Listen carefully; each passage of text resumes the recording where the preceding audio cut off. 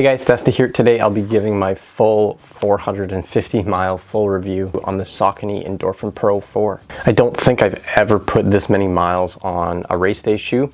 And first we'll go over some of the basic stats on the shoe and then my experience using it over the last 450 miles. Now in terms of stack height, you have the max 40 millimeters in the rear, 32 in the forefoot for a heel to toe drop of 8 millimeters. My men's size 8.5 weighs in at 7.6 ounces or 215 grams. And this is maybe a little bit on the heavy end compared to some of the other top tier racing shoes out on the market. We'll get into that in a little bit. In terms of fit, you're going to want to go true to size. The nice thing about the width of this shoe is it is a little bit more roomy, especially compared to some of those other carbon plated shoes that are out there. Now, I wouldn't call this shoe too wide. Maybe if you have a really narrow foot, but for the most part, this shoe is going to be quite accommodating. Overall, I had zero issues with the upper. Breathed just fine. It was really comfortable. Then if we move along to the midsole, there's actually two foams. The top layer on the shoe is actually the Power Run HG foam. That's the foam that's found in the Endorphin Elite. And then on the bottom layer, you have the Power Run PB midsole foam, and sandwiched in between those two foams is your carbon plate. And this shoe is definitely not ultra soft. I would say it's probably a little bit more on the firm side when you compare it to its competitors out there. But overall, this midsole foam is fantastic. Feels great at all paces, is really responsive, and we'll get more into the ride a little bit later. Then if we move along to the outsole, this outsole is fantastic. I'm just now, I'm almost actually at 500 miles, but I'm starting to see some wear, especially on the heel end of things. But overall, this outsole, you're getting plenty of rubber coverage, and this rubber is quite grippy and it's very, very durable, especially for a racing shoe. So I would say fantastic outsole. I did a couple of times get a rock stuck in this big carve out in the middle, but honestly, if you stick to paved roads, you're probably not going to have that issue.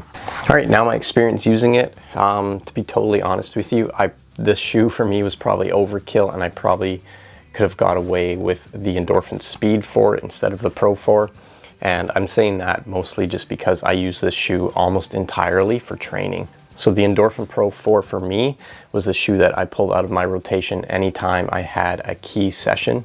And while I had the shoe, I was training for a couple of half marathons and a full marathon. And anytime those key sessions came out, this shoe, as long as my legs were fine, was always reliable in hitting those faster paces. And one thing I really like about this shoe is it feels great at all paces. So if I have a hard track workout of like 15 by 400 meters, I know this shoe I can easily do my warm up in and still be comfortable, hit it really hard for those 400 meters and then cool down, and I can do it all in this shoe. Whereas some of the other carbon plated race day shoes out there, you might want to use a training shoe for the warm up and the cool down and then just pull the shoe out for that main chunk of work. Just keep that in mind. For a top tier racing shoe, this one is going to be the most comfortable, especially across a wider range of paces. I'm about to retire these shoes just because they are so mild out. To be totally honest with you though, I still think that these shoes feel good. I'm sure if I put a fresh brand new pair on though, that I would notice how worn out these really are. But in terms of performance, I almost have 500 miles on these, and I could put them on today and still feel like they could run really, really fast. Now I will say I tend to be more of a heel striker to a midfoot striker, and I think this shoe suits me really well. Typically, if you're a heel striker, a higher drop shoe is going to be better for you. And if you look at the outsole, my biggest wear pattern is definitely on the lateral side of the heels. And this shoe has held up incredibly for me. I have other racing shoes where I'm not even going to be able to put 200 miles on the shoe and I have to retire them. So durability, especially if you're a heel striker, is a huge plus for this shoe. And then price, it's also one of the lesser expensive options for a top tier racing shoe. You're looking at $225 US or $300 here in Canada. And yes, that's still wildly expensive, but for a top tier racing shoe that you're probably going to get double the mileage out of compared to some of the other more expensive options is, in my opinion, still a pretty good deal. Now there are a couple of negatives with the shoe. One of them I already touched on, and that's the weight. So this shoe in my men's size 8.5 comes in at 7.6 ounces, and that's a little bit on the heavy end, especially compared to a lot of the other top racing shoes out there. Another negative, depending on who you ask, I would say is the aggressive feel of this shoe.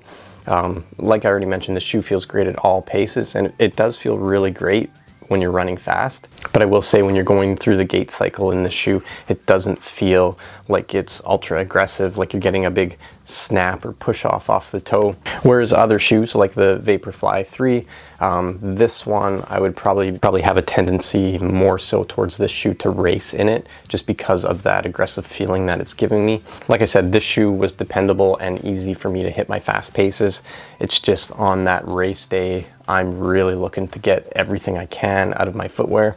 And if this shoe is even going to be 1% faster, I'm going to go with the Vaporfly. And I wasn't sure if I even wanted to include that in this video. I really don't want to steer you away from the Endorphin Pro 4, as I really think it's an incredible shoe. Just for me personally on race day, especially kind of at that half marathon mark and under, I'm looking to squeeze every second I can out of that race. And I do think there are a couple of options that could get me a few seconds faster than the Endorphin Pro 4 on race day. So overall, fantastic shoe. I think this is a great option. Maybe someone who's looking to get their first carbon plated race day shoe. Number one, it's going to feel great at all paces. You can do your easy running, like your warm up and cool down in the shoe with no issues. And it's going to be coming in a little bit less expensive than some of the other options out there. Oh, and of course, the durability. You're going to get way more miles out of the Endorphin Pro 4 than a lot of its competitors. All right, and that's going to be it. Endorphin Pro 4, fantastic shoe. Let me know down below in the comments if you have any questions, and I'll be sure to get back to you. Like always, thanks for watching, and I'll see you in the next video.